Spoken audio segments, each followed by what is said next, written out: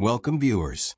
If you're in for thrilling, unexpected plot turns and tales that stay with you well beyond their conclusion, you've come to the perfect spot. Hit that like button. It helps support the channel's growth. And if this is your first time here, click subscribe so you won't miss any story. Now let's dive in. The room smelled of failure, expensive cigars, cold coffee, the sharp, metallic tang of sweat from men who hadn't slept in 48 hours. And underneath it all, something else, fear. 20 of the world's most dangerous men stood in a circle around a vault that refused to open. Sun Heung-min leaned against the marble wall, the gold lighter in his hand clicking open and shut with metronomic precision. Click, click, click. His tailored suit still looked perfect despite 2 days without sleep. His face remained composed despite the empire crumbling around him. Only his eyes betrayed him, dark, bloodshot, and fixed on the steel cylinder that held everything his father had built. 3 hours, he said quietly. The room went silent. We have 3 hours before the failsafe activates, before the acid releases, before 20 years of records turn to ash. The German engineer, Kaufmann, flown in from Berlin at a cost of $500,000, wiped his forehead with a handkerchief already soaked through. Mr. Sun, the encryption is adaptive, military grade. Every attempt we make teaches it to defend against the next attempt. It's, don't say impossible. The temperature in the room dropped 10 degrees. Kaufmann swallowed. I was going to say unprecedented. Same thing. Sun pushed off the wall, walking slowly around the vault. His footsteps echoed on the marble. You told me you'd cracked the Pentagon's backup servers. You told me no lock could stand against you. This isn't a lock, sir. It's a problem. And I pay you to solve problems. Sun stopped in front of the MIT cryptographer, Rodriguez, 26 years old, already legendary in certain dark corners of the internet. What about you? The genius who broke the Moscow Protocol. Any progress? Rodriguez stared at his laptop screen, lines of code scrolling endlessly. The algorithm changes every 10 seconds. It's learning from us. I've never seen anything like it. Whoever designed this was my father. Sun's voice was flat. My father designed this. A man who never graduated high school. A man who built an empire with his hands and his mind. And you, all of you, with your degrees and your reputations and your six-figure fees, you're telling me he outsmarted you. No one answered. Tanaka, the Japanese safecracker who'd opened the vaults of 3 central banks, stared at the floor. The historian Sun had brought in from Oxford, Dr. Whitmore, an expert in symbolic ciphers, looked ready to cry. Even Kim, Sun's consigliere, the man who never showed emotion, was pale. They had tried everything. Brute force algorithms, quantum computing, thermal imaging to map the internal mechanisms, electromagnetic pulse generators, acid to eat through the hinges. Even psychic, though Sun had thrown her out after 15 minutes of useless babbling. Nothing worked. The vault stood there indifferent, its 6 analog clock faces continuing their mysterious dance. Hands moving in patterns no one could predict. The digital keypad below remained dark. The biometric scanner glowed red, waiting for a hand that might never come in time. Sun checked his father's watch. 2:47 remaining. He thought about the ledger inside. Names, dates, transactions, debts owed and debts paid. The complete map of every operation, every ally, every enemy. Without it, the organization would fracture. Rivals would move in. Everything would fall. His father had built this vault as the ultimate insurance, a place so secure that only someone truly worthy could access it. Sun was starting to think his father had succeeded too well. Boss. Kim stepped forward, his voice low. We should consider the alternative. There are ways to rebuild. We could. No. Son's voice was absolute. We open this vault. We save the ledger. Or we all go down with it. He walked to the window, looking out at the city his family had controlled for 2 decades. Seoul sprawled below, glittering and indifferent. Behind him, the experts returned to their futile attempts. Keyboards clicking, tools scraping, whispered arguments in 3 different languages. The clock faces on the vault continued their dance.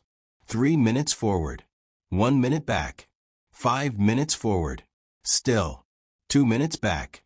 A pattern that meant everything and nothing. Son closed his eyes. For the first time in his adult life, he felt powerless. Father, if you can hear me, send me a sign. Send me anything. In the hallway outside, footsteps approached. A woman's voice, strained and apologetic. I'm so sorry, she just ran off. A child's voice, clear as a bell. Mama, wait. I need to see. Son opened his eyes. He turned from the window just as the door to the vault room creaked open. And everything changed. Christiana counted the cracks in the ceiling while her mother rushed around their tiny apartment. 47.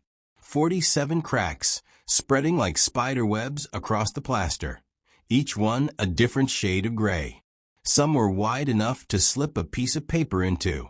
Others were hairline fractures that caught the morning light and glowed silver. She'd counted them hundreds of times, but the number never changed. That was the thing about numbers. They were honest.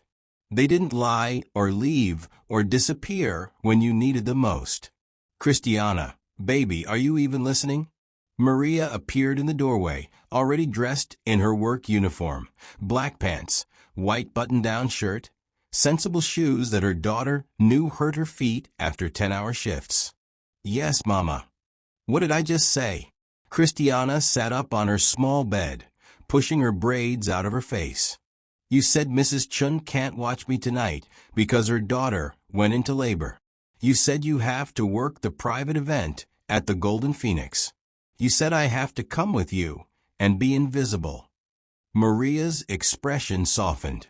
I didn't say invisible.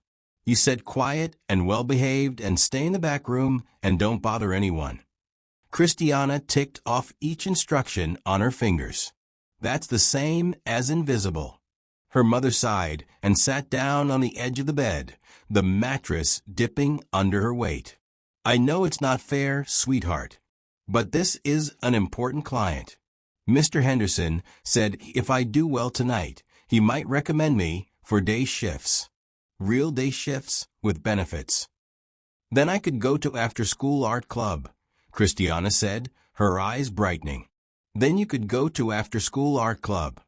Maria tucked a stray braid behind her daughter's ear. Just 1 more year of this, okay? 1 more year, and we'll have enough saved for a better place. Maybe even one with a second bedroom. Christiana looked around their studio apartment. It was small, just 320 square feet, she calculated. But it was theirs. The walls were covered with her drawings, mathematical spirals, geometric patterns, attempts to capture the way numbers looked in her mind. Her father's old pocket watch sat on the windowsill, the only thing of his they'd kept. It didn't work anymore, hadn't worked since the accident 5 years ago. But sometimes Christiana would hold it and imagine she could hear the gears turning, whispering secrets about time and patterns. Mama, she asked quietly, do you think Papa would be proud of me? Maria's eyes immediately filled with tears. She pulled Christiana close, pressing a kiss to the top of her head. Oh, baby, your Papa would be so proud he'd probably burst. You're exactly like him. Too smart for your own good and stubborn as a mule. Mules aren't stubborn. That's a misconception. They're actually very intelligent and cautious animals who, see, just like him. Maria laughed through her tears. She pulled back, holding Christiana's face in both hands. Your papa saw the world differently than everyone else. He could look at a broken clock and see music. He could look at numbers and see stories. And he gave that gift to you. Christiana didn't tell her mother that sometimes the gift felt more like a burden. That sometimes in school, the numbers on the chalkboard would shimmer and dance, turning into colors that no one else could see. That her teachers would ask her to explain her work, and she couldn't, because how do you explain that the answer just appeared to you in shades of amber and violet? The other kids thought she was weird. They called her calculator girl and robot. They didn't understand that she couldn't turn it off, the way her brain constantly looked for patterns in everything. The rhythm of footsteps in the hallway, the Fibonacci spiral in the unfurling fern outside their window, the prime numbers hidden in license plates. "Get dressed," Maria said, standing up. "Wear something nice. And bring a book, a quiet one. Nothing with crinkly pages." An hour later, they stood at the bus stop as the sun began to set, painting the sky in gradients that Christiana automatically calculated. Vermilion to coral to dusty rose, each shade separated by exactly 23 degrees on the color wheel. "Nervous?" Maria asked, squeezing her hand. "A little," Christiana admitted. "Mr. Henderson scares me. He looks at you like you're not a person." "Some people are like that." Maria's voice hardened slightly. "But you remember what Papa used to say? Being invisible is a superpower, not a weakness." "Exactly. We go in, we do our job, we stay out of the way, and we come home. Easy." The bus arrived with a hydraulic hiss. As they climbed aboard, Christiana looked back at their neighborhood. The bodega where Mr. Park always gave her free gummy bears, the community garden where she'd measured every plant's growth rate, the basketball court where teenagers gathered in groups that she'd calculated formed perfect hexagonal patterns. She didn't know it yet, but she was leaving one world behind. In a few hours, she would enter a room full of impossible problems and dangerous men. And the pattern recognition that made her different, that made her lonely, that made her strange, would make her invaluable. The bus pulled away from the curb. Maria hummed softly, a lullaby Christiana's father used to sing. And Christiana counted the streetlights as they passed. 1, 1, 2, 3, 5, 8, 13. Fibonacci, always Fibonacci, even in the spacing of city infrastructure. Her father's voice echoed in her memory. "The universe speaks in patterns, little bird. You just have to learn its language." She pressed her forehead against the cool bus window and wondered what pattern tonight would bring. The Golden Phoenix didn't look like a place where empires were built and destroyed. From the outside, it was just another upscale restaurant in Gangnam. Tasteful exterior lighting, a discreet brass plaque, a doorman in a crisp uniform. But Maria had worked there long enough to know that the real business never happened in the main dining room. It happened in the private suites on the third floor, where soundproofing was military grade and the guest list was never written down. "Stay close to me," Maria whispered to Christiana as they entered through the service entrance. "Don't wander. Don't stare at anyone. And if someone speaks to you, be polite, say as little as possible, and find you immediately," Christiana recited. They'd been over this 6 times on the bus ride.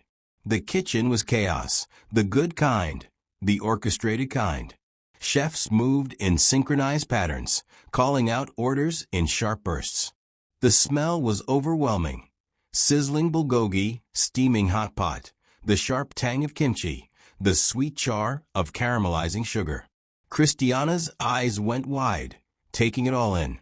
"Maria, you're late." Mr. Henderson appeared from nowhere, his round face already glistening with sweat despite the industrial air conditioning. He was the floor manager, a man who treated his staff like expendable equipment and his wealthy clients like visiting deities. "I'm sorry, Mr. Henderson. The bus was." "I don't want to hear it." He spotted Christiana. And what is that? My daughter. My sitter canceled last minute. I had no choice. This is a private event, Maria. A very private event.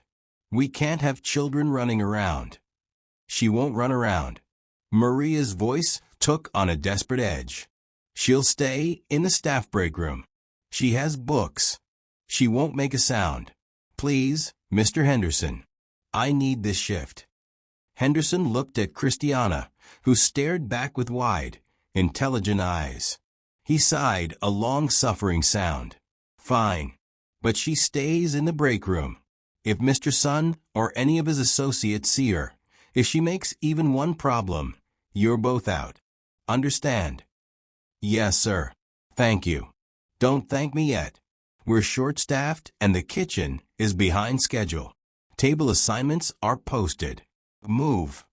Maria led Christiana down a narrow hallway to the break room, a cramped space with a battered couch, a small table, and a refrigerator that hummed too loudly. It smelled like instant noodles and cleaning supplies. Okay, baby. Maria knelt down, eye level with her daughter. This is important. You stay here. Read your books. If you need to use the bathroom, it's the second door on the left. Don't go anywhere else. Don't explore. This isn't like our building. These people aren't our neighbors. Who are they? Christiana asked. Maria hesitated. Powerful people. Dangerous people. The kind of people who don't like to be seen or remembered. Like shadow people in stories. Exactly like that. Maria smoothed Christiana's braids, her touch lingering. I'll check on you every hour, okay? I'll bring you some food. It'll be over before you know it. Mama. Christiana gripped her mother's hand. Are we safe here?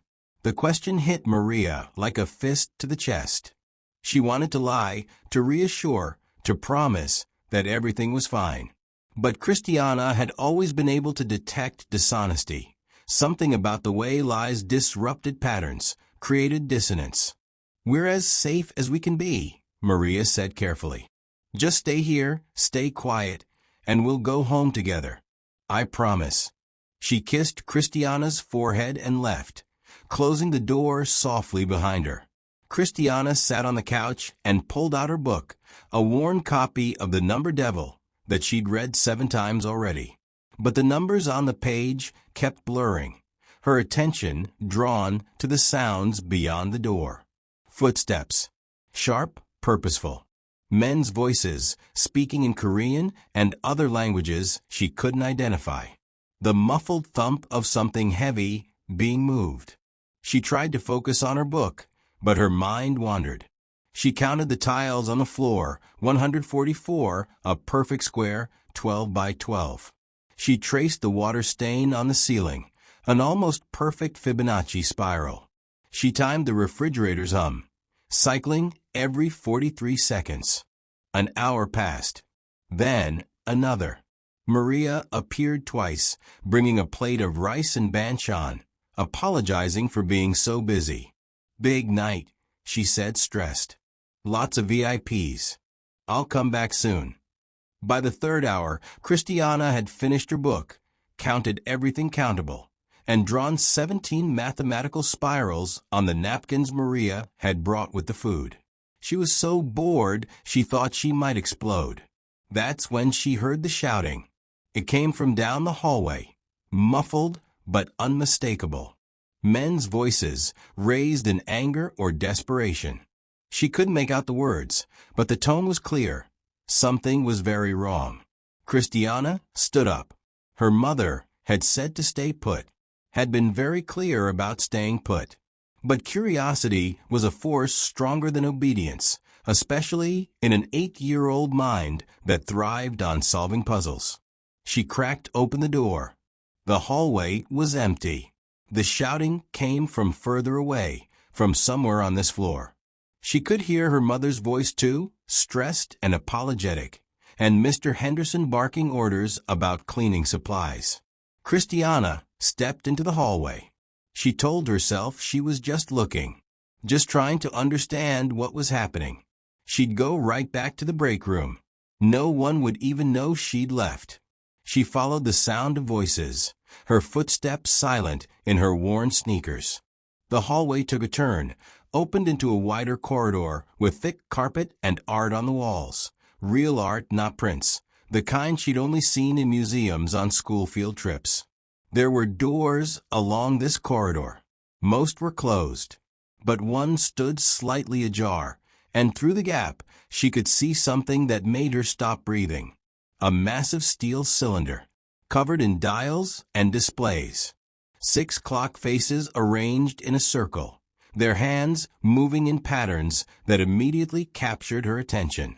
Men surrounded it, 20 or more, some in expensive suits, others in tactical gear. All of them staring at the cylinder with expressions ranging from frustration to fear. And standing apart from them all, a man in a perfectly tailored suit, a gold lighter clicking in his hand. Click, click, click. Even from a hallway, even not understanding who he was, Christiana could feel the power radiating from him. The way everyone else in the room oriented toward him like planets around a sun. 3 hours, she heard him say. We have 3 hours. Christiana leaned closer, trying to see better. The clock faces on the cylinder were moving in a pattern. She could see it even from here, the way the first one moved forward, the second moved backward, the third stayed still. It was a sequence, a beautiful, elegant sequence. Her fingers itched to touch it, to understand it. She leaned against the door to get a better angle. The door creaked. Every head in the room turned toward the sound. Christiana's heart jumped into her throat. She stepped back, but it was too late. She'd been seen. Hey! A man in a black suit, a bodyguard, started toward the door. Who's out there? Christiana ran. She sprinted back down the hallway, her sneakers squeaking on the carpet, her breath coming in panic gasps. She could hear heavy footsteps behind her, shouts in Korean. She burst through the break room door just as Maria emerged from the kitchen, carrying a tray of drinks. Christiana. What? I'm sorry, Mama. Christiana grabbed her mother's hand. I didn't mean to. I just wanted to see. The bodyguard appeared in the hallway, his face dark with anger. Behind him came Mr. Henderson, red-faced and furious. Your daughter, Henderson hissed at Maria, was spying on Mr. Sun's private meeting. I wasn't spying. Christiana protested. I just heard shouting, and I wanted to make sure everyone was okay. Get her out of here, the bodyguard growled. Now, before Mr. Sun sees. I already have. The voice cut through the chaos like a knife through silk. Sun Hyung-min stood at the end of the hallway, his expression unreadable. Behind him, Christiana could see more of his men, and through the doorway, the mysterious cylinder with its dancing clock faces. Mr. Sun, I'm so sorry. Maria's voice shook. My daughter didn't mean any harm. We'll leave immediately. Sun held up a hand for silence. He walked toward them, his footsteps measured and deliberate. He stopped in front of Christiana, looking down at her with those dark, assessing eyes. You saw the vault, he said. It wasn't a question. Christiana nodded, too frightened to speak. And what did you think? The question surprised everyone. Henderson looked like he might have a stroke. Maria gripped Christiana's hand so tightly it hurt. But Christiana, despite her fear, despite knowing she should stay quiet, couldn't help herself. I think it's beautiful, she whispered. The clocks. They're playing a song. Something flickered in Sun's eyes. Curiosity. Interest. He turned to the bodyguard. Let them stay. Boss, the child could compromise. I said let them stay. Sun's voice didn't rise, but the authority in it was absolute. He looked at Maria. Your daughter. What's her name? Christiana, Maria managed. Christiana. Sun tested the name. Then, to everyone's shock, he knelt down to the child's level. You said the clocks are playing a song. What do you mean? Christiana glanced at her mother, who gave the tiniest nod of permission. "The way they move," Christiana said carefully. "It's not random. There's a pattern. Like music has patterns, rhythms, and harmonies. The numbers are singing to each other." Son stared at her for a long moment. Then he stood. "Come with me," he said. "Mr. Sun," Maria started. "Both of you. Now." It wasn't a request. It was never a request. Maria, clutching Christiana's hand, followed Sun Hyung-min down the hallway, past the bodyguards, past Henderson's apoplectic face, toward the room where dozens of experts had failed for 48 hours, toward the vault that was waiting for someone who could hear its song. And Christiana, despite her fear, felt something else rising in her chest. Recognition. The same feeling she got when she found a pattern hidden in chaos, when numbers aligned into something beautiful and true. The vault wasn't a problem to be solved. It was a puzzle that wanted to be understood. And maybe, just maybe, she was the one meant to understand it. Maria had been wrong. Sun hadn't wanted them to see the vault. He'd wanted to assess the threat, a child who'd witnessed something she shouldn't have. After a tense 2-minute conversation where Maria had apologized so profusely her voice cracked, Sun had dismissed them back to the break room with a warning that made Maria's blood run cold. "Stay where you're told. Next time, there won't be a conversation." Now Christiana sat on the break room couch again, her mother pacing anxiously by the door, checking her phone every 30 seconds, as if the time might somehow move differently if she looked often enough. "We're leaving the moment my shift ends," Maria muttered. "I don't care about the money. This was a mistake. I should never have brought you here." But Christiana wasn't listening. She was drawing. Her napkins had run out, so she'd moved to the back of a receipt she'd found in her pocket, then to the margin of her book, and now she was sketching on the white paper placemat Maria had brought with the food. The 6 clock faces. Over and over, each time trying to capture what she'd seen in those brief seconds before she'd been discovered. The first clock moving forward, 3 positions. The second clock moving backward, 1 position. The third clock still, frozen, 0. The fourth clock forward again, 5 positions. Fifth and sixth, she hadn't seen them clearly enough, but the pattern was there, incomplete, tantalizing. 3. -1, 0, 5. Her pencil moved faster, the numbers arranging themselves in her mind not as digits, but as colors. The 3 was amber, warm, inviting. The -1 was deep violet, cool, mysterious. 0 was silver white, empty, but full of potential. 5 was crimson, bold and demanding. "Christiana, are you even listening to me?" She didn't look up. Maria walked over and saw the drawings. "Baby, what are you doing?" "It's a sequence, Mama. The clocks on that vault, they're not telling time. They're telling a story." Her voice had taken on the distant quality it always did when she was deep in pattern recognition mode, when her brain was computing faster than her mouth could explain. "Christiana, you need to forget about that vault. Those men, Mr. Sun, this is serious. This is dangerous." "But it's so simple," Christiana whispered, her pencil still moving. "Everyone's making it complicated, but it's so simple. It's the Fibonacci sequence." Maria blinked. "The what?" 1, 1, 2, 3, 5, 8, 13. Christiana recited, her voice taking on the rhythm of a song. "Papa taught me. It's in everything, flower petals, spiral shells, the way branches grow on trees. Nature's favorite pattern. What does that have to do with? The vault is playing it backwards." Christiana looked up, her eyes bright with discovery.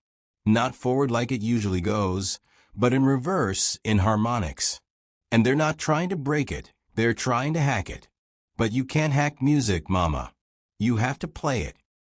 Maria sat down heavily on the couch. You figured this out from seeing it for 5 seconds? It wasn't 5 seconds. It was closer to 8. And yes, Christiana returned to her drawing, adding details. The digital pad everyone's focused on, that's not the lock. That's just the conductor. The clocks are the orchestra. You have to make them play together before the conductor can start. From down the hallway, they heard it again, raised voices, shouting, the sharp, desperate edge of men running out of time. We're out of options, Mr. Sun. The algorithm is impossible. We have to drill. Maria flinched at each outburst, but Christiana's hand stilled on the paper. They're going to destroy it, she said quietly. That's not our problem, baby. But it wants to be opened. The vault, it's like it's lonely. All these people trying to hurt it, to force it, when it just wants someone to understand it. Maria looked at her daughter. This strange, brilliant child who saw emotions in steel and heard songs in mathematics. Sometimes she seemed so much older than 8. Other times, like now, she seemed heartbreakingly young.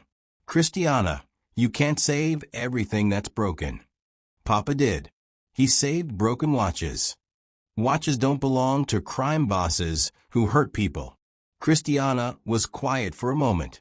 Then, Mr. Sun knelt down to talk to me. When he asked about the clocks, he didn't have to do that. He could have just stood over me, been scary. But he knelt down. That doesn't make him a good person. I know. But maybe it means he's not all bad, either. Christiana looked at her mother with those 2 old eyes. Papa used to say that broken things break people, but fixed things can fix them. Maybe Mr. Sun needs something fixed. Before Maria could respond, the shouting down the hall escalated to a new pitch. Time's up. Boss, we're drilling in 5 minutes. Do it and you trigger the failsafe. Then what do you suggest? Christiana stood up, the placemat with her drawings clutched in her hand. Christiana, no. Maria grabbed her arm. We are not getting involved. We're going to sit here quietly until my shift ends, and then we're going home and never coming back here. Do you understand? They're going to destroy something beautiful because they can't hear what it's saying. That's not your responsibility. Papa always said, if you can help and you don't, that's the same as hurting. Your papa wasn't dealing with the Korean Mafia. But even as Maria said it, she felt her grip loosening. Because she'd been married to a man who couldn't walk past a broken clock without trying to fix it, who'd brought home stray cats and homeless teenagers, who'd believed that small acts of kindness could ripple out into something larger. And their daughter had inherited that stubborn, dangerous compassion. 5 minutes, Christiana said softly. In 5 minutes, they drill. And whatever's in that vault, the thing that's so important all these people are here, it gets destroyed. And Mr. Sun loses everything. Why do you care what Mr. Sun loses? Christiana thought about it. I don't know if I do, but I care about the vault. It's a puzzle, Mama. And someone built it to be solved, not broken. It's like, she struggled for the words. It's like if someone wrote a beautiful song, but nobody could read the music, so they were going to burn the sheet music instead. That's wrong. From the hallway. For minutes. Mr. Sun, we need your authorization. Maria closed her eyes. She thought about the bus fare home, about their cracked ceiling and their overdue electric bill, about the fact that her daughter's school shoes were 2 months past needing replacement. She thought about the 10 million won in the envelope, more money than they'd ever had at once. She thought about her daughter's gift, this strange and wonderful ability to see patterns that no one else could see, and how that gift had been nothing but a burden so far, making her different, making her lonely, making her a target for bullies who didn't understand. What if, just once, that gift could be something else? Something valuable? Mama. Christiana's voice was small. Can I try? Try to open a vault that a dozen experts couldn't crack. Yes. You know how insane that sounds. Yes. And if you fail, if you trigger whatever fail-safe they're talking about, we might not walk out of here." Christiana hesitated, then nodded. Yes. Maria should have said no. Any reasonable mother would have said no, would have grabbed her daughter and run, would have protected her from this world of violence and secrets. But Maria had learned long ago that Christiana wasn't like other children, that sometimes the patterns she saw were real, that her instincts about numbers and sequences had never, not once, been wrong. 3 minutes. Maria made a decision that would change everything. "If you're going to do this," she said slowly, "you do exactly what they tell you. You stay calm. And if at any point I say we're leaving, we leave. Understood?" Christiana's face lit up. Understood. And Christiana, if this works, when we get home, we're having a very long conversation about following rules. Yes, Mama. They stood together. Maria smoothed her daughter's braids, adjusted her shirt, trying to make her look presentable for whatever was about to happen. "How do you even know you can do this?" Maria asked. Christiana looked down at her drawings, at the pattern she'd been chasing. "I don't.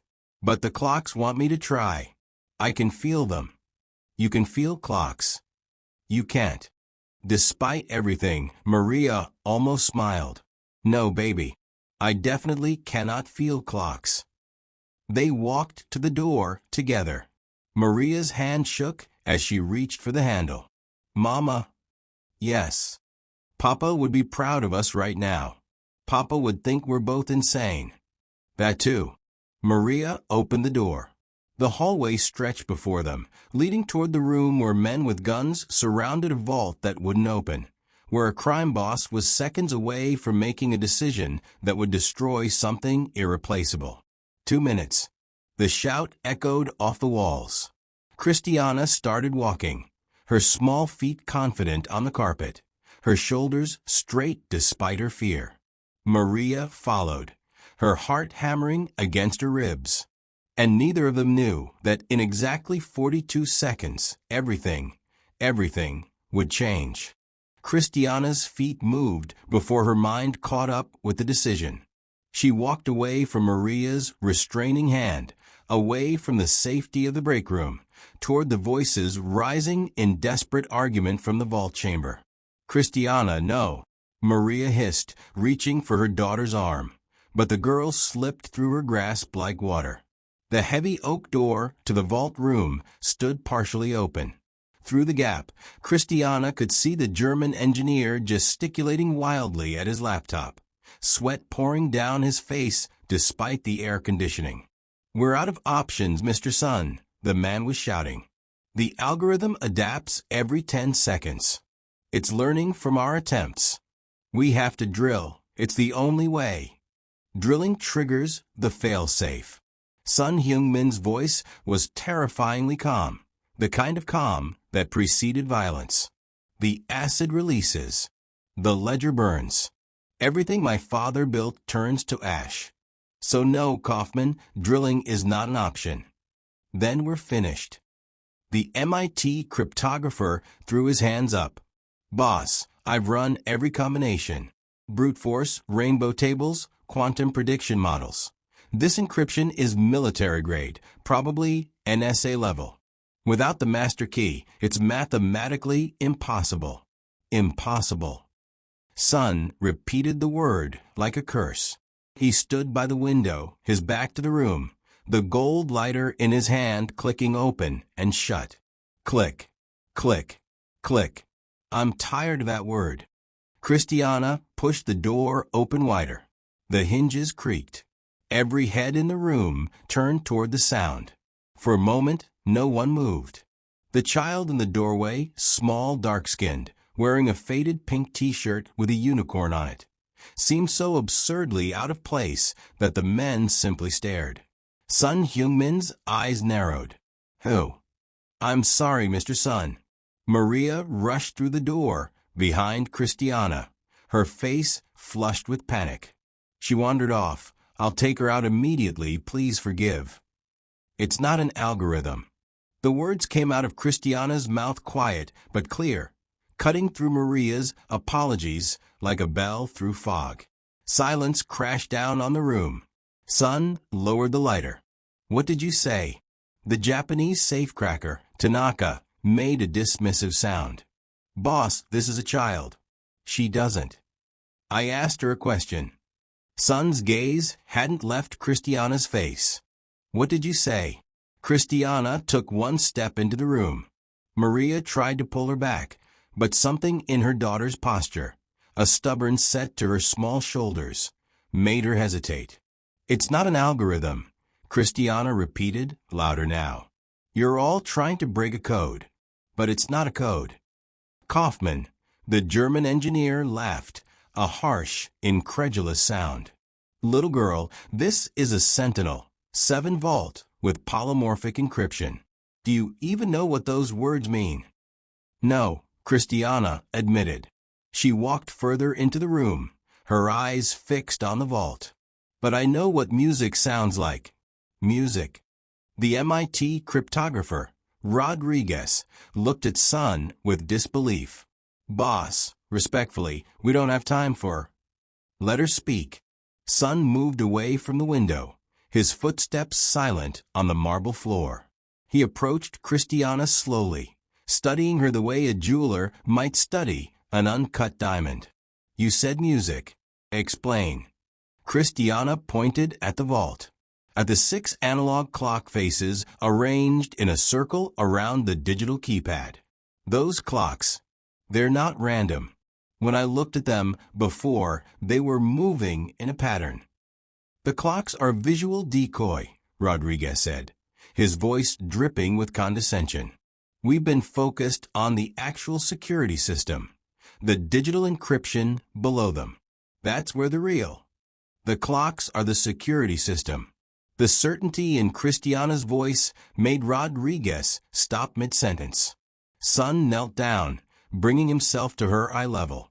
This close, Christiana could see the flecks of gold in his dark eyes, the faint scar along his jawline, the exhaustion carved into his face. He was scary, yes, but he was also listening. Tell me what you see, he said softly. Christiana approached the vault. The men parted to let her through, some with skeptical smirks, others with open curiosity. Maria followed close behind, ready to snatch her daughter away at the first sign of danger. Christiana stood before the massive steel cylinder, craning her neck to look up at the clock faces. They were still moving, each hand sweeping at different speeds, seemingly unconnected. But she could see it, the pattern. The way the first clock moved 3 minutes forward, the second moved 1 minute back, the third stayed still, the fourth jumped 5 minutes ahead. Not random. Never random. My papa taught me about the Fibonacci sequence, Christiana said, her voice taking on the tone of a child reciting a beloved lesson. 1, 1, 2, 3, 5, 8, 13. It's in sunflowers and snail shells and the way tree branches grow. He said it's the universe's favorite song. The Fibonacci sequence. Sun stood, his eyes moving between Christiana and the vault. Go on. These clocks are playing it, but backwards. And in harmony, not melody. She pointed to each clock in turn. That's why your computer programs can't solve it. You're trying to find a math answer, but this needs a music answer. Kaufman scoffed. This is absurd. Boss, we're wasting precious. How long would you need? Sun interrupted, his gaze locked on Christiana. The little girl tilted her head, considering. She looked at the clocks again, at the digital pad below them, at the biometric scanner that glowed a faint red. 1 minute, she said. The room erupted. Absolutely not. Rodriguez lurched forward. If she touches that vault wrong, she could trigger the pressure sensors. We've been trying for 48 hours. Tanaka added. You're going to trust a child who? Boss, think about this. The consigliere, Kim, stepped forward from where he'd been silent in the corner. If she fails, if she triggers the failsafe, everything is gone. Is it worth the risk? Son Heung-min checked his watch. His father's watch, platinum and heavy, with hands that swept in the same way the vault's clocks moved. 3 minutes until the deadline. He looked at Kaufman, who had cost him $250,000 and delivered nothing. At Rodriguez, who'd promised certainty and given excuses. At Tanaka, who'd sworn no lock could defeat him. Then he looked at the 8-year-old girl who claimed she could hear music in mathematics. The smart play was to refuse, to drill despite the risk, to trust in force rather than faith. But Son Heung-min had built his empire on reading people, on finding value where others saw nothing, on making bets that terrified everyone else. And something in this child's eyes, the same stubborn certainty he'd seen in his own father's face, told him she wasn't guessing. She knew. Maria. He addressed the mother, without taking his eyes off Christiana. If your daughter is wrong, if she triggers the failsafe, you both walk out of here. No consequences. You have my word. And if she's right? Maria's voice trembled. Then she'll have done the impossible. Son stepped aside, clearing the path to the vault. And I pay my debts. He turned to Christiana, knelt again, placed a hand on her small shoulder. You have 57 seconds, he said quietly. Starting now. Christiana took a breath and walked toward the vault that had defeated the best minds money could buy. Behind her, Maria pressed her fist against her mouth, tears already forming. Rodriguez shook his head in disbelief. Kaufman muttered something in German that sounded like a prayer. And Son Heung-min activated the stopwatch on his phone, watching as the numbers began their countdown. 57, 56, 55. The little girl placed her hands on the first clock face. The room held its breath. Christiana Adams stood before the vault, her small hands barely reaching the first dial. The cold steel hummed beneath her fingertips, alive with mechanisms that had defeated men 3 times her age and 100 times her experience. Son Heung-min checked his watch. 57 seconds. She closed her eyes. The vault sang to her, not in words, but in colors and rhythms only she could perceive. The first clock face pulsed amber. The second, deep violet. The third shimmered silver white. The fourth blazed crimson. Papa said every lock is a puzzle that wants to be solved. You just have to listen to what it's trying to tell you.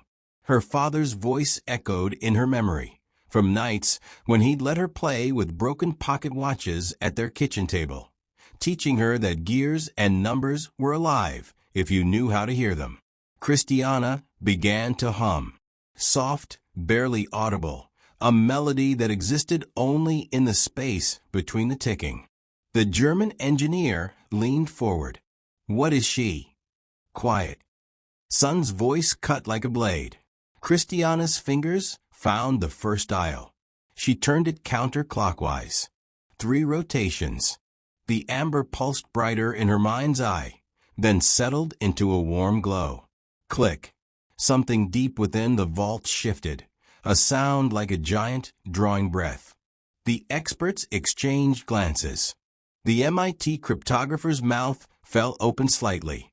40 seconds, Son announced, his voice steady, but his knuckles white where he gripped the back of a chair. Christiana moved to the second dial. The violet one. She counted silently, her lips moving with numbers only she could see dancing in the air like fireflies. 1, 1, 2, 3, 5, 8. Her father had called it the universe's favorite song, the Fibonacci sequence. But this vault wasn't playing it forward. It was playing it backwards, in harmonics. She turned the dial clockwise.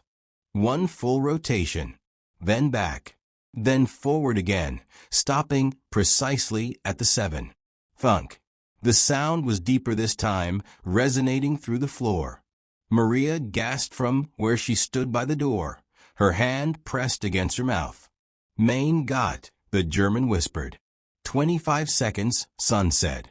He had moved closer now, standing just behind Christiana, close enough to see the concentration etched across her young face. The third dial. Silver white. This one was different. It didn't pulse with a pattern. It was silent, waiting. A rest in the musical phrase. Christiana hesitated. She tilted her head, listening to something no one else could hear. The silence is part of the song too, Papa, she whispered to herself. She reached out and turned the dial exactly one click. That was all. Just one. Clack. The sound echoed like a door closing in a cathedral. Several of Sun's men straightened, hands instinctively moving toward their weapons, not in threat, but in the involuntary tension of witnessing something impossible. 15 seconds. The fourth dial blazed crimson in Christiana's perception. This was the conductor, the one that brought all the others into alignment. She could feel it vibrating under her palm, ready, eager. But something wasn't right. She frowned, pulling her hand back. The melody was incomplete. The first clock, the amber one, it needed 10 seconds. Sun's voice held an edge now. Behind her, Maria made a small sound of distress. Christiana spun back to the first dial. I have to finish the melody first, she said to no one in particular. What are you? The MIT cryptographer started. She turned the first dial one more click. Just one. The amber exploded into gold in her mind. Now, she returned to the fourth dial, the crimson conductor. Her hands moved with sudden certainty. 3 clicks counterclockwise. Stop. 2 clicks clockwise. Stop. 1 click counter. Time, someone shouted. Christiana completed the turn. For a heartbeat, nothing happened. The silence stretched so thin it could shatter. Maria's eyes filled with tears. The German engineer shook his head slowly. Sun Hyung-min's jaw tightened, his hand moving to his phone, ready to give the order that would destroy everything. Then, hisses.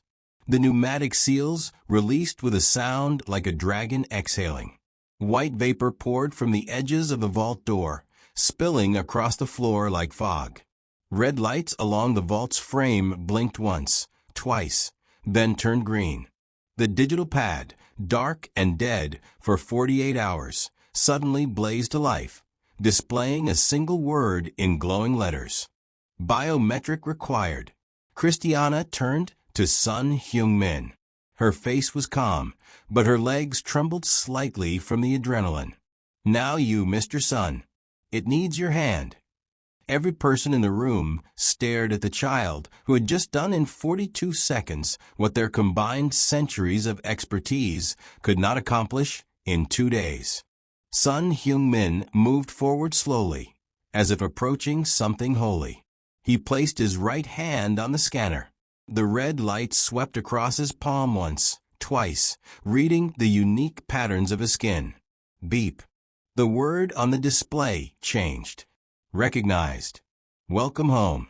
A series of heavy bolts retracted inside the walls. Funk, funk, funk. Each one like a heartbeat returning to life. The massive steel door groaned. Gears that hadn't moved in 48 hours began to turn, grinding against rust and resistance. Slowly, impossibly, the vault door swung open. Inside, resting on a crimson velvet pillow, perfectly preserved and untouched by acid, sat a leather-bound ledger. The ledger. The one that contained every secret, every transaction, every name that kept the Sun Empire standing. Christiana stepped back, bumping into Maria, who immediately wrapped her arms around her daughter. The little girl was shaking now, the weight of what she'd done finally settling on her small shoulders. Sun Hyung-min stood frozen before the open vault. He reached in slowly, reverently, and lifted the ledger. He opened it to the first page. His father's handwriting stared back at him, intact. He closed his eyes briefly, And when he opened them again, they were different. Softer. The mask he wore had cracked, just slightly. He turned to face Christiana. The German engineer had collapsed into a chair, his head in his hands. The MIT cryptographer stared at his laptop screen, watching his algorithms scroll uselessly, meaninglessly. The Japanese safecracker simply stood motionless, his tools hanging limp in his hands. Sun Hyung-min walked toward Christiana and Maria. Every eye in the room tracked his movement. He stopped 3 feet away. Then, slowly, deliberately, he lowered himself to one knee so that he was eye level with the 8-year-old girl who had just saved his empire. "How?" he asked simply. Christiana's voice was small but steady. "My papa taught me that numbers aren't just in our heads. They're everywhere. In music, in flowers, in the way birds fly. He said the most beautiful locks are the ones built by people who loved something more than secrets." She looked at the vault. "Whoever made that, they loved music. So I just listened." Sun stared at her for a long moment. Then he did something no one in that room had ever seen him do. He smiled. A real smile. "Your papa," he said quietly, "was a very wise man." He stood, still holding the ledger, and turned to his second in command. "Get them out," he said, gesturing to the failed experts. "All of them. I don't want to see their faces again."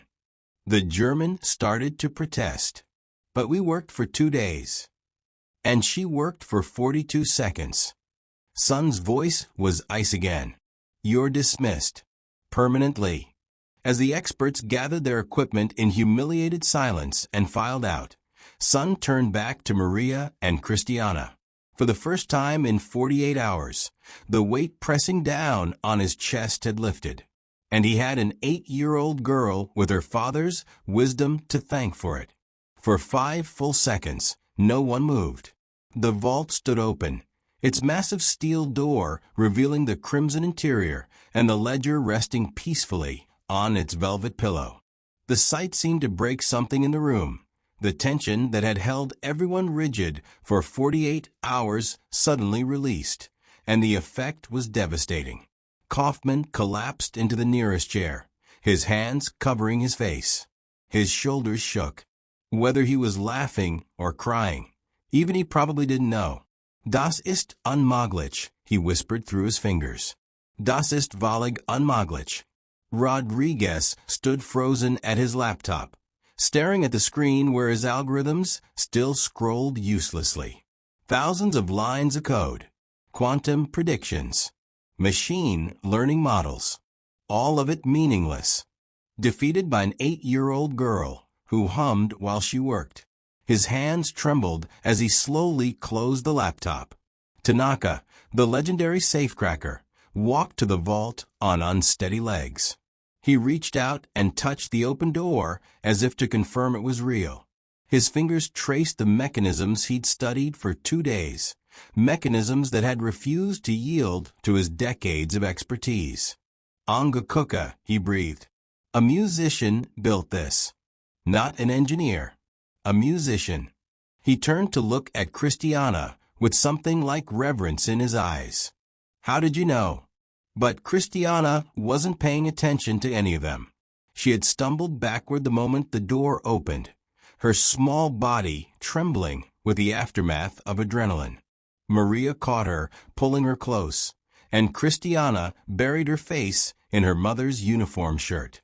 "It's okay, baby," Maria whispered, her own voice shaking. "It's over. You did it. You're okay. My hands won't stop shaking, Mama. That's normal. That's just your body catching up with your brain."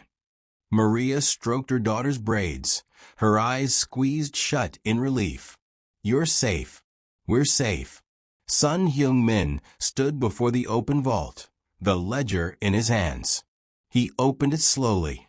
His father's handwriting filled the first page, neat, precise, the hand of a man who understood that details mattered. Dates, names, amounts, all of it intact. untouched by acid or time or the desperation of failed attempts. He closed his eyes briefly, and when he opened them again, something had shifted in his expression. The mask of cold authority had cracked, revealing something softer underneath. Grief, relief, wonder. He closed the ledger carefully and turned to face the room. "Gentlemen," he said quietly. The word carried enough weight to cut through the chaos of reactions. Everyone looked at him. "You're dismissed." Kaufman's head snapped up. "Mr. Sun, we worked for 48 hours and accomplished nothing."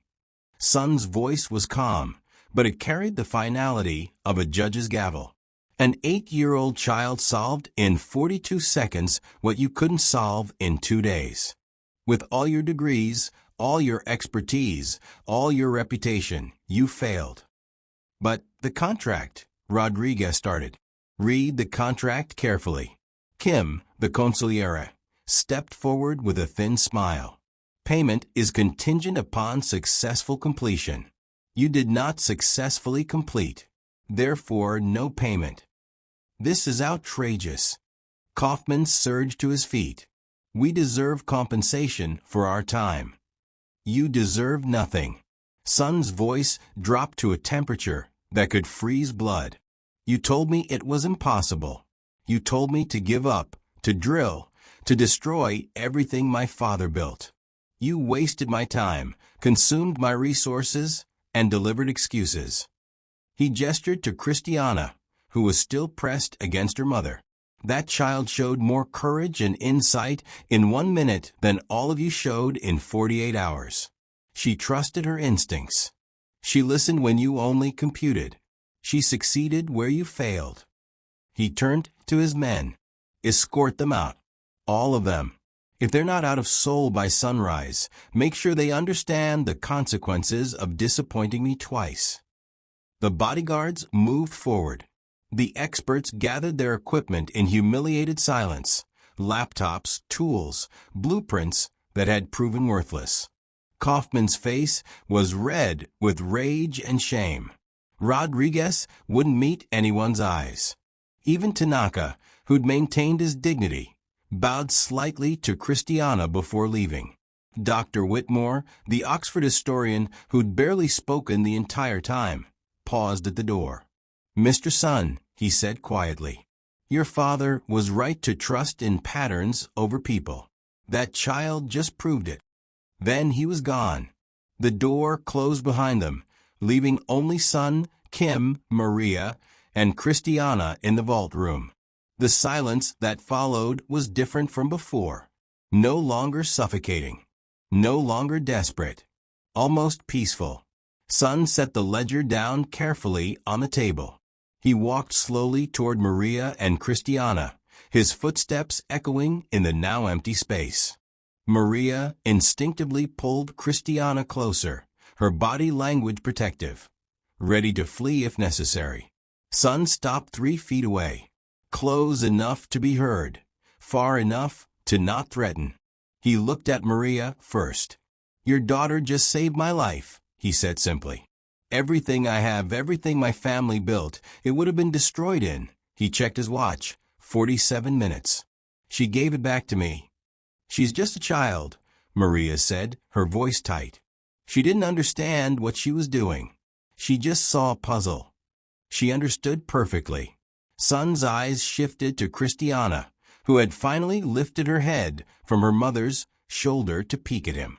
"Didn't you?" Christiana nodded slowly. "You needed help. The vault wanted to open. It just needed someone to speak its language." A ghost of a smile touched Sun's lips. "What is your name, little one?" "Christiana." Her voice was small but steady. "Christiana." Sun repeated it, as if tasting the syllables. He knelt down, bringing himself to her eye level, the same way he'd done when he'd given her permission to try. "Do you know who I am?" "You're Mr. Sun. You're Mama's boss's boss. You're very important and very dangerous, and Mama told me to stay away from you. Your Mama is a smart woman. Son glanced up at Maria with something that might have been respect. She's right. I am dangerous. But do you know what else I am? Christiana shook her head. I'm a man who pays his debts. He reached into his inner jacket pocket and pulled out a black leather wallet. And right now, I owe you more than I can possibly repay. You don't owe me anything, Christiana said quietly. I just helped because it seemed sad. The vault, I mean. It was lonely. All those people trying to break it instead of understanding it. Son paused, his hand still in his wallet. He stared at this strange, remarkable child who saw emotions in steel and heard music in mathematics. How old are you, Christiana? 8. Almost 9. And what do you want to be when you grow up? Christiana thought about it seriously. I want to fix broken things. Like Papa did. He fixed watches. Maybe I could fix other things. Bigger things. Son pulled a business card from his wallet, heavy cardstock, embossed with gold lettering. He held it out to Maria. I have a lot of broken things that need fixing, he said. And I think your daughter is exactly the person who can help me understand them. Maria stared at the card, but didn't take it. What are you offering, Mr. Son? Everything, he said simply. But we'll start with a conversation. Tomorrow. When you've both had time to rest and process what happened here tonight. He stood, placing the card on the table beside the ledger. For now, go home. Kim will arrange a car. Your shift is over, Maria.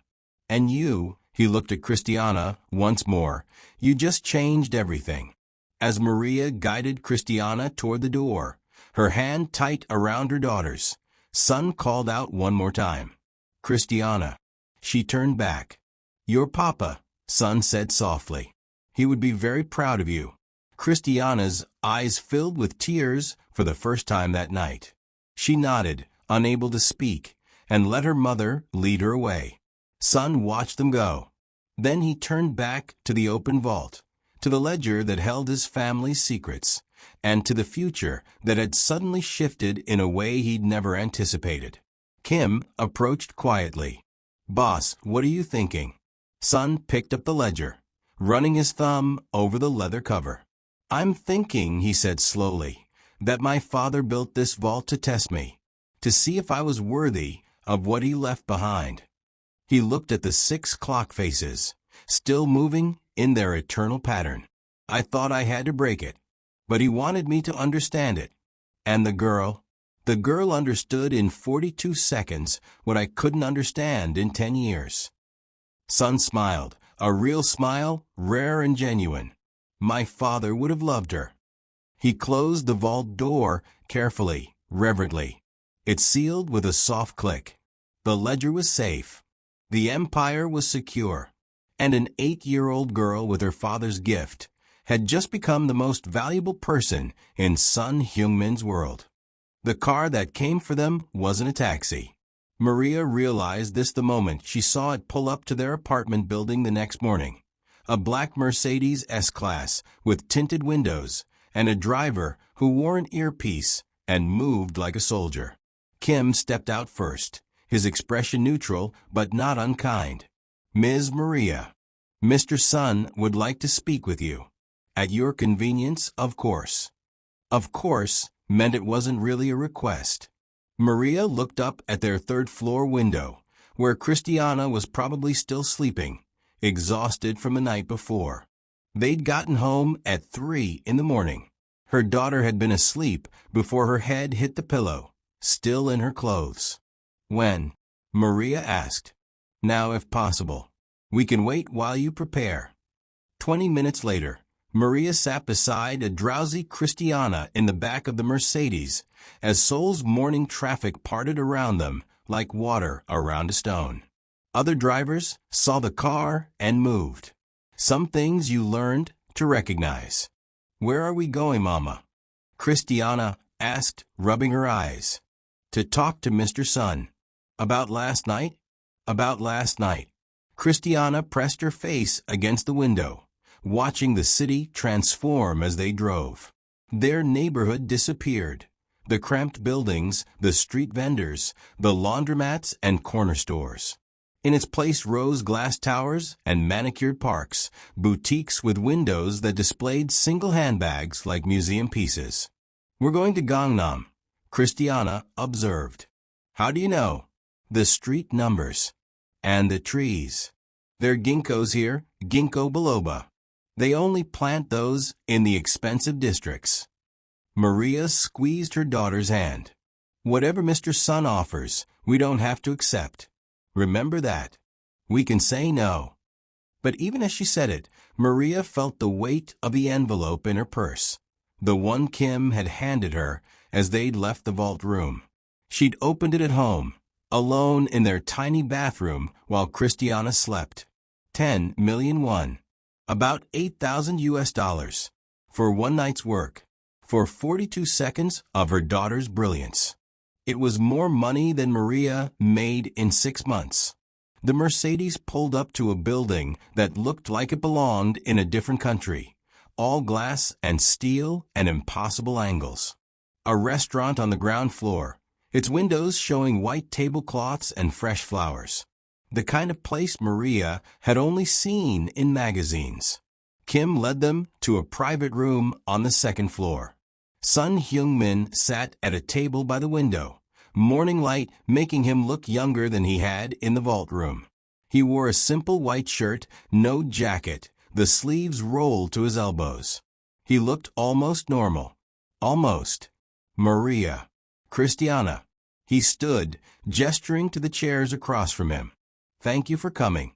I know it's early." "You sent a car," Maria said carefully. It didn't feel like a choice. It wasn't. Sun's honesty was disarming. "Please sit. Have you eaten?" Before Maria could answer, servers appeared with food, a traditional Korean breakfast spread that made Christiana's eyes widen. Mayakguk, japchae, grilled mackerel, fresh rice, at least a dozen banchan side dishes.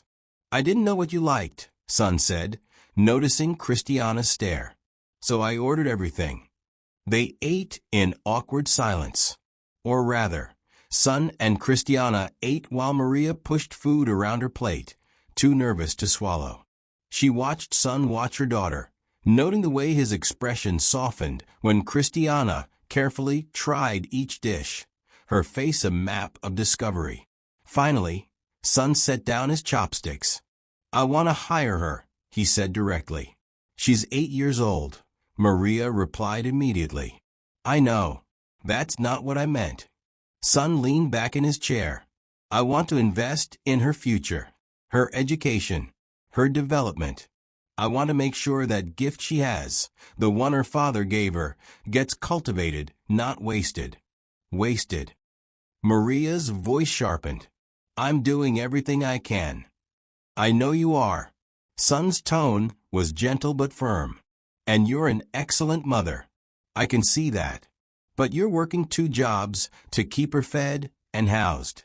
She goes to an underfunded public school where teachers are overworked and classes are overcrowded. She's brilliant, Maria. Genuinely brilliant. And the system you're trapped in will grind that brilliance down until she learns to hide it just to fit in." The words hit harder because they were true. Maria had seen it already. The way Christiana had started pretending to struggle with math homework, deliberately getting problems wrong so the other kids wouldn't call her names. "What are you proposing?" Maria asked carefully. Sun pulled out a folder and slid it across the table. Maria opened it. A contract. But not the kind she feared. "Full scholarship to Seoul Foreign School," Sun said as she read. "The best private education in the country. English immersion, advanced mathematics program, music and arts. I've already spoken to the headmaster. She can start next semester." Maria's hands trembled as she turned the pages. "This school costs 40 million won a year." "I'm aware. Why would you do this?" Sun was quiet for a moment.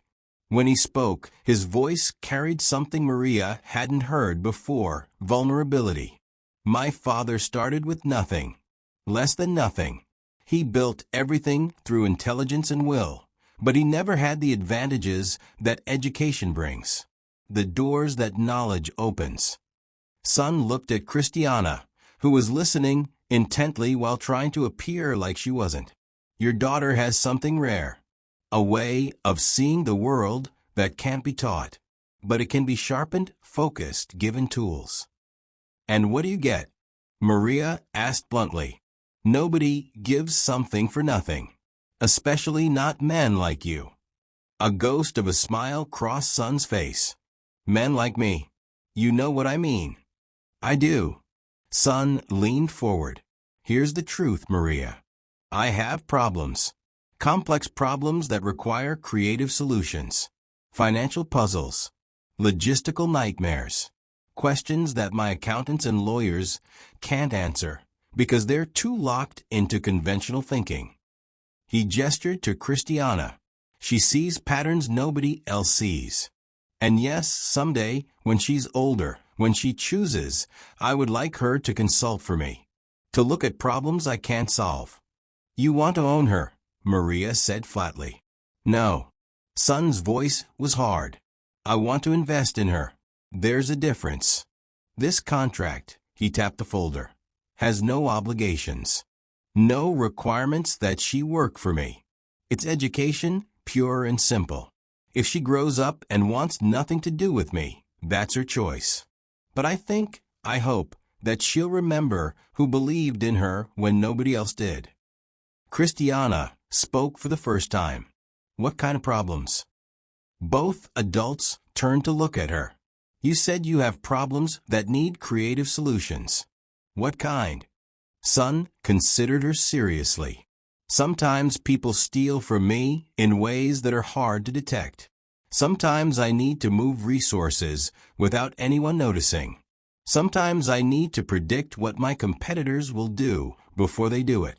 You mean illegal things, Christiana said matter-of-factly. Maria's breath caught. Christiana. It's okay, Son interrupted. She should understand. He looked at the little girl directly. Yes, sometimes illegal things. I'm not a good man, Christiana. I run an organization that operates outside the law. I hurt people who threaten what I've built. I make decisions that keep me awake at night. But you protect your people too, Christiana said. The men in the vault room, they weren't scared of you. They were scared of disappointing you. That means you're fair. Papa said fair bosses are rare. Son blinked, clearly not expecting this analysis from an 8-year-old. My father was a watchmaker, Christiana continued, her voice soft. Nobody thought that was important. But he said every gear matters. The tiny ones, the ones nobody sees, they're just as important as the big ones. Maybe more important. She looked at Son. You see people like gears, don't you? You figure out where they fit. Yes, Son said quietly. I do. And now you think I'm a gear that fits somewhere in your machine. No. Son shook his head. I think you're the watchmaker. I think you see the whole machine. Silence fell over the table. Maria looked at her daughter, then at the contract, then at Sun Hyung-min, this dangerous, powerful man who was offering them a door to a life she'd never imagined possible. I need time, she said finally. I need to think about this, to talk to Christiana, to understand what we'd be getting into. Of course. Son stood, signaling the servers to clear the table. Take a week. Read the contract carefully. Show it to a lawyer if you want. I'll pay for that. Ask any questions. I want you to go into this with clear eyes. He walked them to the door, where Kim waited with the car keys. Maria, Son said as they were leaving. Last night, your daughter saved something invaluable to me. But more than that, she reminded me of something I'd forgotten. What's that? That the most elegant solutions are usually the simplest ones.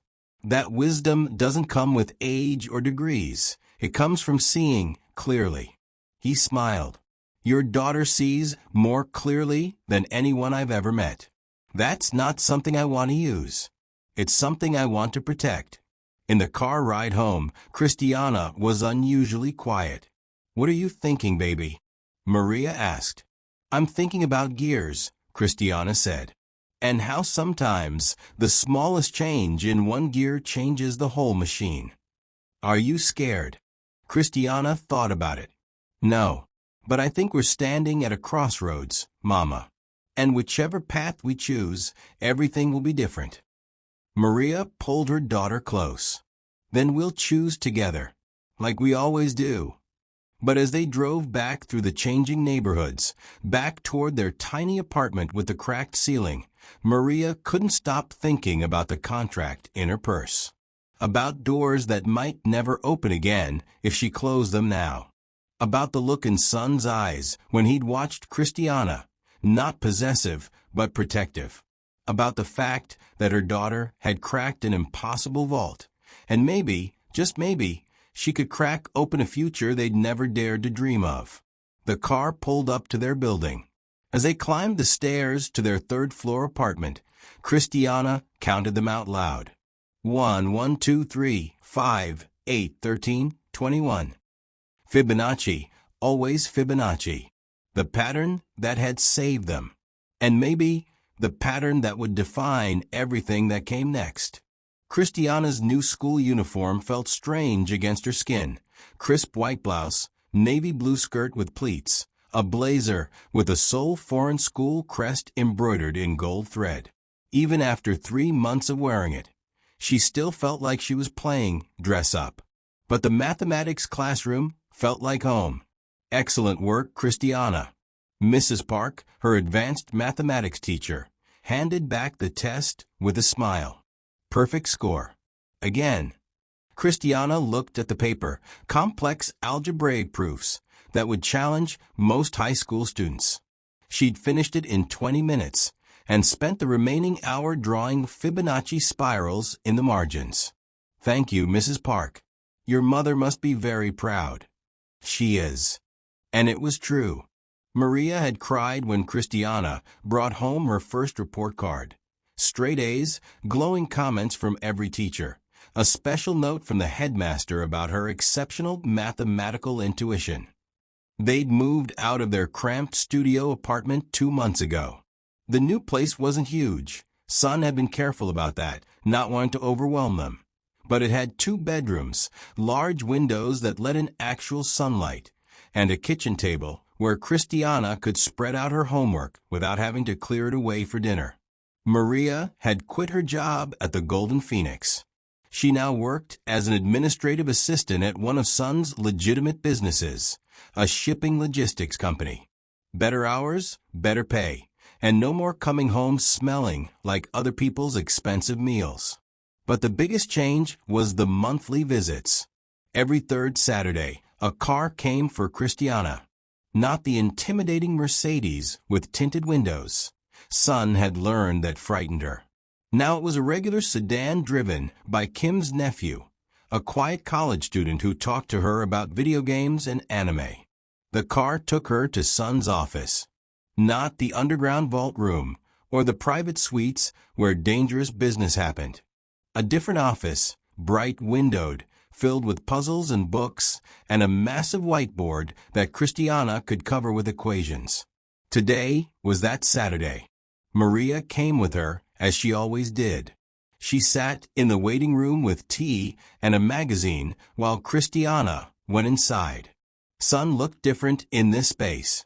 He still wore expensive suits, still carried that undercurrent of controlled violence. But here, with her, some of that tension eased. "Christiana." He gestured to the chair across from his desk. "How was school this week?" "Good. We started trigonometry." "Already?" Son raised an eyebrow. "You're 8 years old." "Almost 9. And Mrs. Park says I'm ready for calculus, but the headmaster wants me to have a well-rounded education first."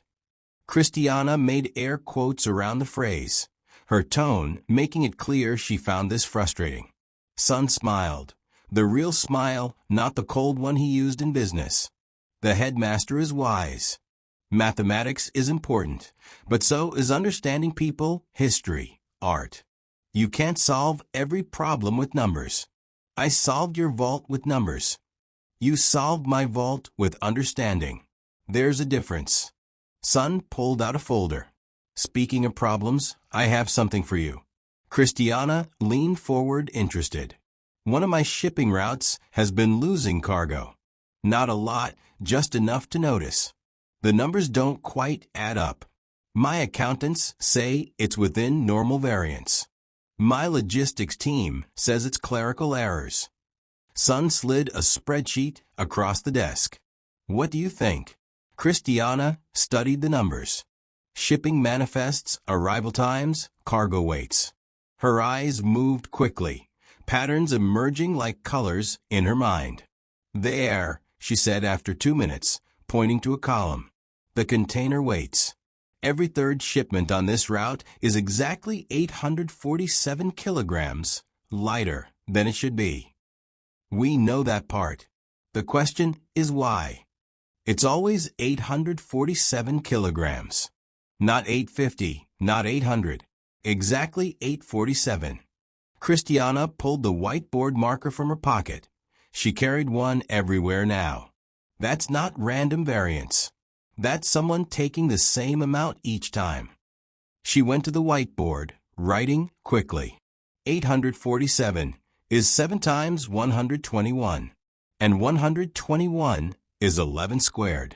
So whoever's stealing is taking exactly 11 units of something that weighs 7 kilograms each. Probably something valuable enough to steal, but not so valuable that the total loss triggers major alarms. Son leaned back in his chair, impressed. Pharmaceuticals. Each unit is 7 kilograms packaged. The thief is taking exactly 11 units per shipment. And the pattern repeats every third shipment, which means Christiana did the calculation. They're working on a rotation schedule. 3 different people at the port, each taking their turn. Find them. Son spoke into his phone. Check the rotation schedules for the dock workers on the Seoul route. Look for 3 people who are all working on the dates these losses occurred. He hung up and looked at Christiana with something close to wonder. You just saved me approximately 300 million won in losses. It would have taken my team weeks to figure that out. It's just pattern recognition. Christiana shrugged, but she was smiling. The numbers wanted to tell the story. I just listened. There was a knock on the door. Kim entered, carrying a wrapped package. For you, Son said, gesturing. Early birthday present. Christiana carefully unwrapped it. Inside was a wooden box, beautifully crafted, with brass hinges and a small lock on the front. When she opened it, her breath caught. Her father's pocket watch. The broken one she'd kept on the windowsill of their old apartment. Except it wasn't broken anymore. She lifted it carefully. The second hand swept smoothly around the face. The ticking was soft, precise, beautiful. Someone had repaired it, not just fixed it, but restored it. The brass case gleamed. The crystal face was new. Even the leather strap had been replaced. How did you? I know people, Son said quietly. Your mother mentioned it once, that your father's watch was broken. I had it picked up while you were at school, sent to the best horologist in Seoul. He paused. Your father was a watchmaker. I thought he'd want his work to live on. Christiana's eyes filled with tears.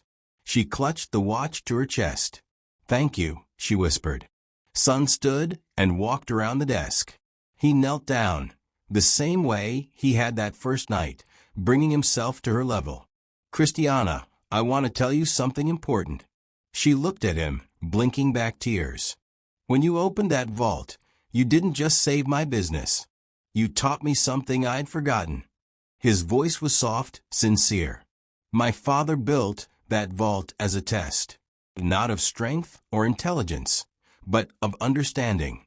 He wanted to know if I could see beyond the obvious, if I could find beauty in complexity. Son smiled sadly. I failed that test for years.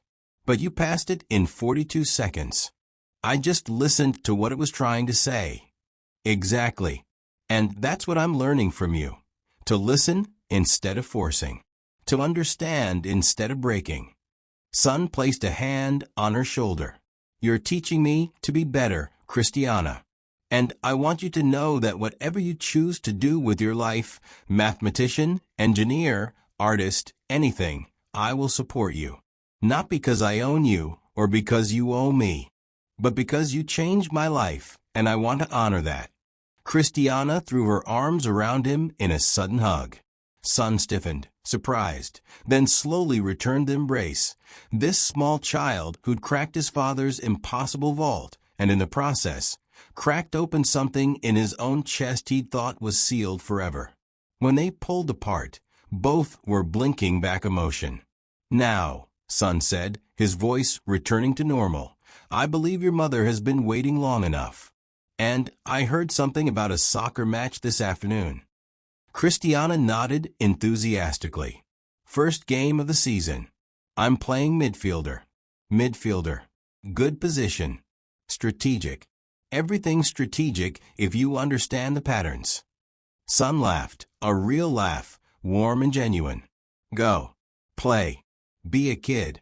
The broken things will still be here when you're ready.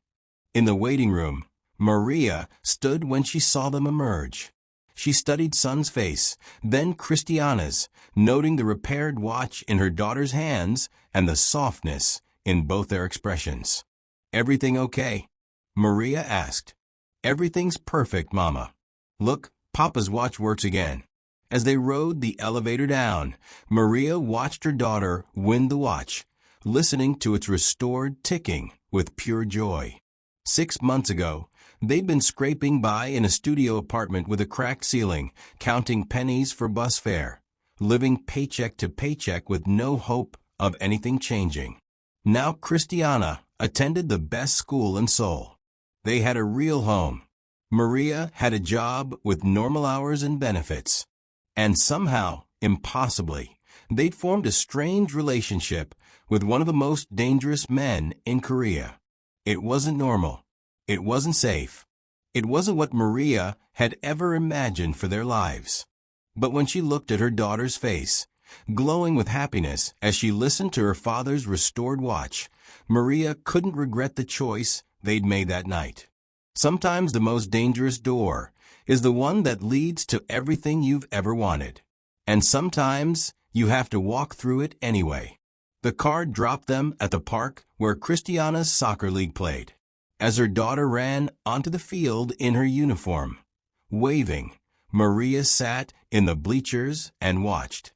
The other parents didn't know their story, didn't know about the vault or the crime boss or the impossible pattern that an 8-year-old had solved while grown men failed. They just saw a happy kid playing soccer. And for now, that was enough. Maria pulled out her phone. A text from Son, sent just minutes ago. Thank you for trusting me with her.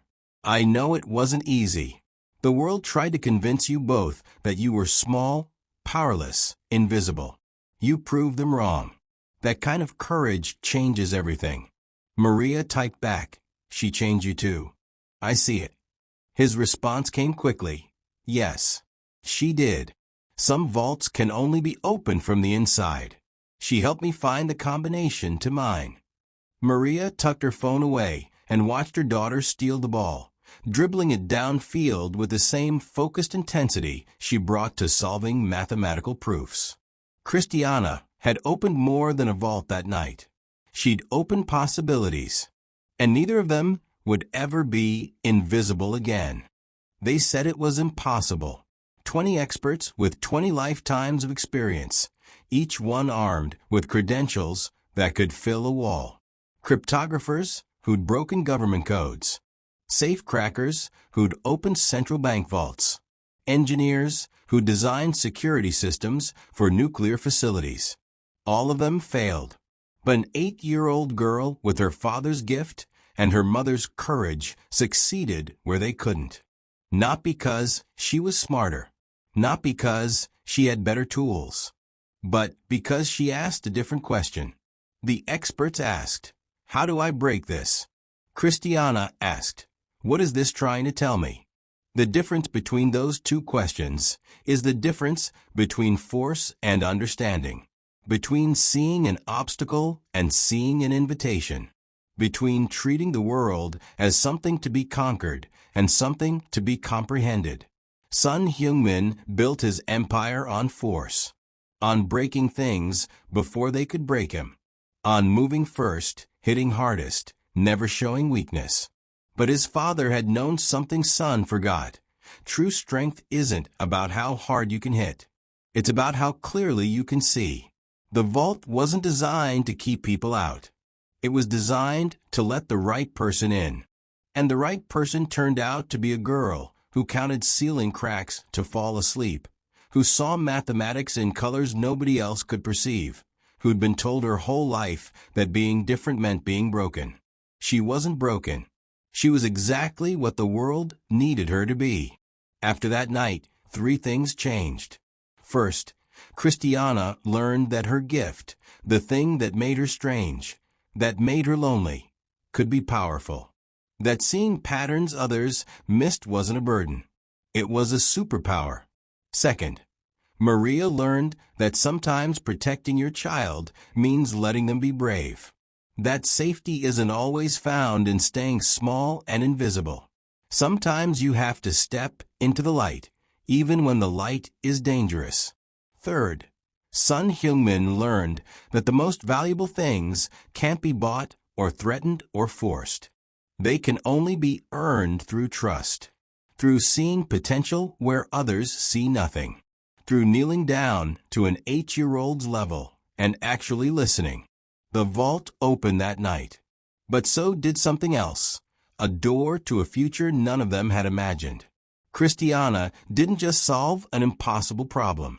She proved that impossible is just another word for not yet understood. That expertise without wisdom is just expensive failure. That sometimes the answer isn't in the complexity. It's in the simplicity everyone overlooked.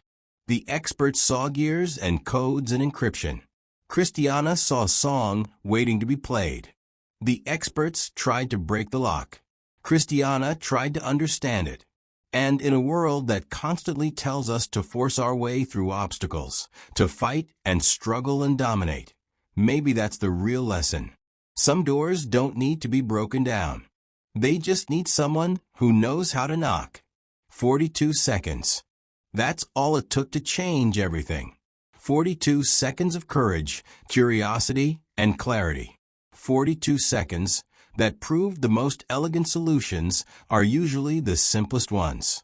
42 seconds that reminded a dangerous man what his father had been trying to teach him all along. True power isn't about having all the answers. It's about knowing when to listen to someone who does. The vault is open now. The ledger is safe. The empire stands. And somewhere in Seoul, a 9-year-old girl is playing soccer, doing homework, living the life her father would have wanted for her. But once a month, she visits an office where impossible problems wait. And one by one, in her own time, in her own way, she solved them. Not by breaking, by understanding. Not by force, by listening. The world called her invisible. She proved she was invaluable. And that made all the difference. So here's the question for you. If you were standing in front of that vault with 48 hours of expert failure behind you and 5 minutes left on the clock, would you have trusted the child? Would you have had the courage to let her try? Or would you have done what seemed logical, trusted the credentials, the experience, the conventional wisdom that had already failed? Sometimes the breakthrough comes from the most unexpected source. Sometimes genius wears a school uniform and speaks in a small voice. Sometimes the pattern everyone's missing is the one right in front of us, waiting for someone brave enough to see it differently. What impossible problem are you facing right now? What vault in your life won't open because you're trying to break it instead of understand it? What would happen if you stopped forcing and started listening? Christiana didn't just open a vault that night. She opened a way of thinking, a reminder that different doesn't mean less, it means necessary. That the people we overlook, the voices we dismiss, the perspectives we ignore might be carrying the exact solution we desperately need. If this story moved you, if it made you think differently about the impossible problems in your own life, hit that like button. It really helps us reach more people who need to hear this message. Subscribe for more stories about ordinary people doing extraordinary things, about underdogs who don't just win, they change the game entirely. And here's your homework. Share this video with someone who's been told they're too young, too inexperienced, too different to make a difference. Send it to the person everyone underestimates. Tag someone who sees the world in patterns nobody else recognizes. Because somewhere out there, there's another Christiana. Another person with a gift the world keeps trying to squeeze into a box. Another voice that needs to be heard. Maybe it's you. Maybe it's someone you know. Maybe it's the person everyone's been ignoring. Drop a comment and tell us, what's your vault moment? When did someone underestimate you? And how did you prove them wrong? Or what impossible problem are you working on right now that needs a fresh perspective? Let's build a community of people who understand that the most powerful solutions often come from the most unexpected places. The vault is waiting. The pattern is there. You just have to be brave enough to listen.